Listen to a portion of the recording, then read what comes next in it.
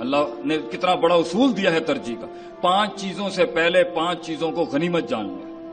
موت سے پہلے زندگی کو، غربت سے پہلے اللہ کے دیوے اس غنا کو، بڑھاپے سے پہلے اس جوانی کو، اور جو ہے وہ فقیری سے پہلے اس امیری کو. تو یہ ترجیحات ہیں جو اللہ کا دین سکھاتا ہے کہ مومن ترجیح دیتا ہے امپورٹنٹ چیزوں کو، اہم چیزوں کو ترجیح دیتا ہے.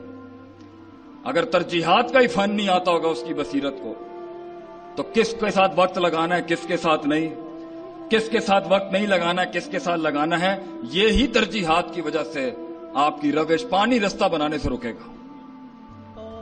چھٹا اصول، مومن تنوع اختیار کرتا ہے اپنی بصیرت میں دور کی چیزوں کے دیکھنے کے لحاظ سے. ایک ہی لکڑی سے سارے ریوڑ کو نہیں چلاتا وہ، کسی کو کچھ، کسی کے ساتھ کچھ، کسی کے ساتھ معاملہ مختلف. وضع قطع کے لحاظ سے مومن کی زندگی ہوتی.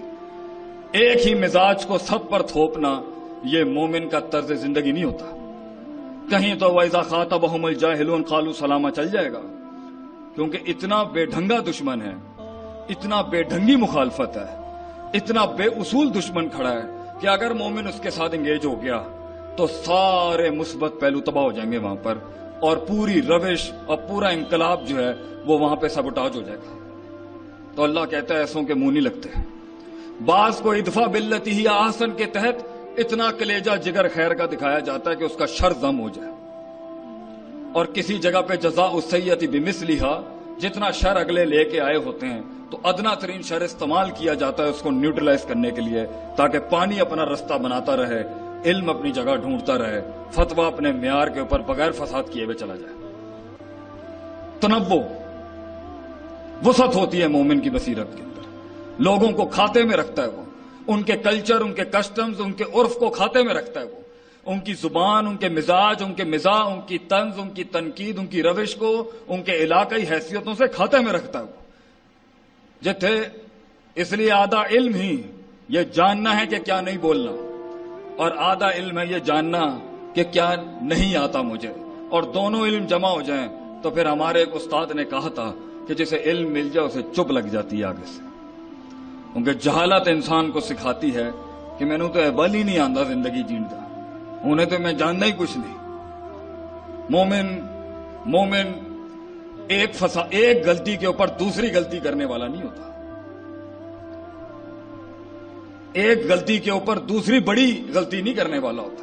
اتبع السیئۃ الحسنہ، ایک برائی کو، ایک گناہ کو نیکی سے دھوتا ہے، پھر ایک غلطی کو ایک بڑے خیر سے دھوتا ہے، پھر ایک بھنڈ کے اوپر دوسرا بڑا بھنڈ نہیں، اصلاح کرتا ہے اس چیز کی. مومن کی بصیرت یہ ہوتی ہے کہ وہ مسائل کو جڑوں سے پکڑتا ہے. سد الذریعہ کا دین کا اصول ہے کہ چیز کو وہیں روک دینا چاہیے جہاں اس کی چھوٹی قلیل اگر نشہ دے سکتی ہے تو کثیر بھی نشہ، کثیر تو بالولا حرام ہے، قلیل کے اوپر ہی اس کے اوپر حرمت ہے. انہی اصولوں میں سے، بصیرت اور فقہ اور گہرائی کے اصولوں میں سے ایک بڑا اصول یہ ہے کہ مومن چھوٹے چھوٹے قدم لیتا ہے مگر دوام کے ساتھ لیتا ہے. ادومہ یا ادومھا وان قل. نبی صلی اللہ علیہ وسلم سے کسی نے پوچھا سب سے معیاری اسلام کس کا ہے؟ آپ صلی اللہ علیہ وسلم نے فرمایا چھوٹا کام کر لے جو مگر استقلال کے ساتھ مستقل مزاجی سے کرتا رہے. آج موڈ ہوا یہ، کل موڈ ہوا وہ، پرسوں موڈ ہوا وہاں پر، اس سے انقلاب نہیں آتے بھائی جان، اس سے تاثرات اچھے نہیں جاتے لوگوں کے اوپر. تقریر ہو، تحریر ہو، کتابت ہو، زندگی ہو، میاں بیوی کے تعلقات ہوں، تجارت ہوں، ایکسپیریمنٹس ہوں، مشاہدات ہوں، مطالعے ہوں، اگر آپ کے اندر مستقل مزاجی نہیں ہے کہیں نہیں پہنچ سکے گا. تو مومن یا تو جنگ شروع نہیں کرتا ہے تو پھر اختتام تک لے کے جائے گا اس کو. انہی اصولوں میں سے ایک اصول یہ ہے کہ مومن خیر اور شر کا موازنہ کرنے والا ہوتا ہے.